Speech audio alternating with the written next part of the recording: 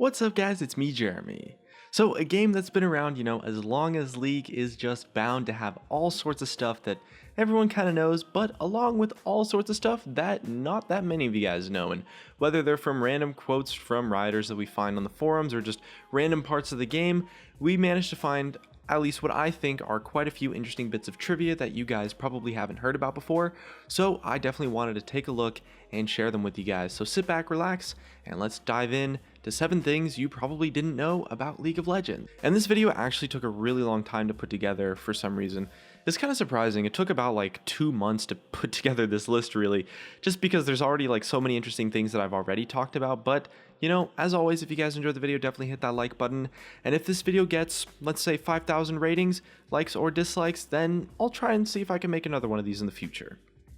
So first up on our list of things that you guys probably didn't know about is that you actually used to be able to critically strike towers. So pushing down a tower, it's already pretty easy for AD carries in general and just champions that build critical strike chance, but up until the April 11th patch in 2009, you were actually able to crit on towers as well for double damage, and it was extremely imbalanced because that meant that crit based item builds just had crazy advantages over non-crit champions because they just get control of the lane way faster thanks to the easy tower destruction. I mean, could you imagine if that was still in the game when they released Yasuo? Like, damn, that would be crazy. I mean, who needs to kill players when you can just destroy the important structures in seconds after building just one item? It's probably a good thing that this was removed in a general sense, but maybe it would be kind of cool to bring back in like a limited way as like a very small bonus percent, or maybe on like a niche item, or just maybe as an ability on a champion in the form of the passive or something. But overall, it's probably a good idea that this got removed from the game. Something Riot had a problem with in the early days of League as well was that games in general at the time, during like the alpha stage, the games were just taking way too long to finish, and they really tested out a lot of ways to just speed up the games and make them a lot faster. And one solution that they came up with was to remove the health regeneration from minions. So yes, back in the day, minions could actually heal up over time. They would regenerate health if left untouched, which made wave clear just a lot worse and meant players would spend a lot more time trying to kill minions in general, and occasionally it would kind of just annoy people because sometimes a minion could heal up to be just enough HP that your would-be last hit wouldn't finish off that minion and they end up with 1 HP and then dying to your allied creeps. And really any kind of resource regeneration is always going to slow things down in the game, so it really does make a lot of sense that this was removed as a way to speed things up again, and it definitely makes last hitting creeps in general a lot easier. And overall, the fact that minions even had health regen was just so clunky and weird, so it's definitely a good change, and I think it made the game a lot better. Next up is something that's maybe just a little bit more general. It's not something that's back from beta, and I guess maybe it's just a little bit interesting to know because it does apply a lot to the current game as well, and it's essentially just the explanation of why so many champions just have all of these random, really small AP ratios that look kind of insignificant, Like you've got Jhin, who's got like a 0.1 AP scaling on stuff, and all sorts of champions that just have these like really minuscule AP ratios. And the thing is that, so if you think about it, most AD champions, they're going to scale with AD, they're going to be building attack damage, and really a lot of the time they have so many random AP scalings. It seems like it's something that's like below 20% or something. And the thing is that Riot intentionally puts these into the game for quite a few reasons. So Riot Gypsy Lord talked about Jhin's AP scalings. So by giving these champions a minuscule AP ratio, what it does is it allows things like Baron buff, ability power bonuses from your allies as well, and just things that give ability power to your teammates not as useless when you're using them in combination on an attack damage champions. So as a result, it makes it so that on those characters, those buffs feel a lot more meaningful, which is a really interesting way to make those kinds of effects a little bit more interesting. They also do really like to give players the chance to kind of mess around with really troll builds that are, maybe less viable but seriously fun to play, like building full AP Jhin or something and spamming traps, in Jhin's case at least, for that insta-kill on the traps. Like stuff like that is something that Riot actually tries to promote a little bit, maybe not in the meta sense, but it's something that they definitely don't want to completely remove from the game. And overall, it's actually pretty interesting to see why so many of these random champions feel like they have AP ratios for no reason, when in actuality, it's actually a pretty good reason, and it's pretty interesting to see the take on it from the designer standpoint. Alright, next up we're taking a look at something that was once in development, and Riot once tested out a version of summoner spell design where certain summoner spells were not accessible to every champion. So at the start of the game, summoner spells were a very big part of what made League different from other MOBAs actually, because the original design, was so heavily based off of Dota that it already had so many similarities with other MOBAs in general, and as a result they added summoner spells into the game as a way to make the game at least have some sort of unique mechanics to it. And the thing about summoner spells is that they were really tested in so many different ways, and this version of summoner spells, where certain summoner spells are only accessible to certain champions, is pretty crazy to think about. Imagine not being able to take Flash on Kassadin or something, or Flash being only accessible on champions that weren't mobile, or it's a little bit crazy to think about. You kind of have to wonder like why they would even want to test that in the first place. Like, it seems so counterintuitive.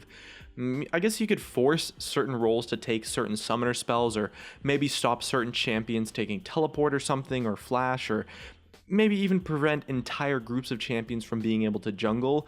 And it does give you a decent amount of freedom in terms of design, but the reason why they decided not to do it was because of the increased level of complexity that it would add to the game. And it definitely would make things a lot more complex, especially because it's really confusing to know like which summoner spells are accessible on which champions. But it's interesting to think about how this kind of thing might have changed the game design-wise. It potentially would have actually opened up a lot of opportunities for specific designs, in the sense that the summoner spells no longer would limit the design of the character, because if there's a certain summoner spell that's a little bit too overpowered on a certain champion, you can just stop that champion from taking that summoner spell. However, the fact that the summoner spells comparatively are already so incredibly imbalanced, like Flash is just on a completely different level to the other summoner spells, makes it so that this kind of thing would have just been really bad for the game. Just so weird and clunky and just counterintuitive, and overall it's definitely a good thing that the game didn't end up like it. Next up, we're taking a look at another thing that was once in development, which was a cancelled item. So Riot once tested out an item called the Mandrake Ward, which actually appeared on the PBE last year but was instantly disabled. But what the item did was that it was a consumable ward that costed 35 gold, and it worked by placing a sentry in a brush. It lasted for 2 minutes, and the thing is that the ward itself was blind, meaning that it didn't actually give any vision, but if an enemy unit passed within 1,000 units of it, it would ping the map to alert your team. It wouldn't actually show them, it would just ping the map. And the crazy thing is that this would work for both visible and invisible champions, so like stuff like Evelynn, those sneaky stealth characters would not be able to pass unnoticed, and you could definitely place Mandrake wards as a way to inform a laner that she was sneaking around nearby for a chance to gank. And there's not that much information so far on Riot's plan to maybe bring back this item. We do know it's been iceboxed. Maybe it's not cancelled though, and it is a pretty cool idea that would actually help out a ton, as maybe like a cheaper form of the pink ward that maybe couldn't be destroyed, but wouldn't give as much information to the player on the other hand. But it's definitely interesting to see how Riot's experimented with certain types of vision and stuff, and who knows, I mean, maybe it's going to show up during the huge stealth update that Riot's been talking about. That might actually make a lot of sense. For our next fact, we're taking a look at the ranked system. So ranked is of course a huge part of the League of Legends scene now. Tons of players battle it out in different seasons that last an entire year to try and get the highest rank they can. But something you might not have known is that back before the ranked mode launched back in 2009, the ranked seasons were only lasting a couple months each, or at least they were planned to only be a couple months each, and there would be multiple ranked seasons throughout a year. And Riot posted their plan for ranked seasons at the time on their website, and initially said that competitive seasons would just be a few months in duration, along with 3-week pre-seasons between each season to give players a chance to adjust and ramp up into the new season. And another thing that they were planning on doing was, at the time, at the end of each ranked season, the idea was that the top teams would battle it out in a tournament to decide who was crowned the victors for like some sort of reward or prize or whatever. And it's interesting to see how the rank system actually changed from back what Riot had originally planned on making, and now we get seasons that last 1 year. I don't really know. I mean, maybe 3-4 month seasons wouldn't actually be that bad, but the idea of having so many pre-seasons throughout the year is a little bit confusing, I guess. I don't know, what do you think about this format of rank? Definitely let us know in the comments below. And next up on our list today is something we found before even the beta of League of Legends came out. And it turns out that the 5v5 map of Summoner's Rift was actually originally intended to have a much darker, a much more gritty theme, So we found these concept art pieces that capture the feeling that Riot was going for originally with the map, and they're definitely a lot creepier and a lot more mysterious than the current Summoner's Rift, that's for sure.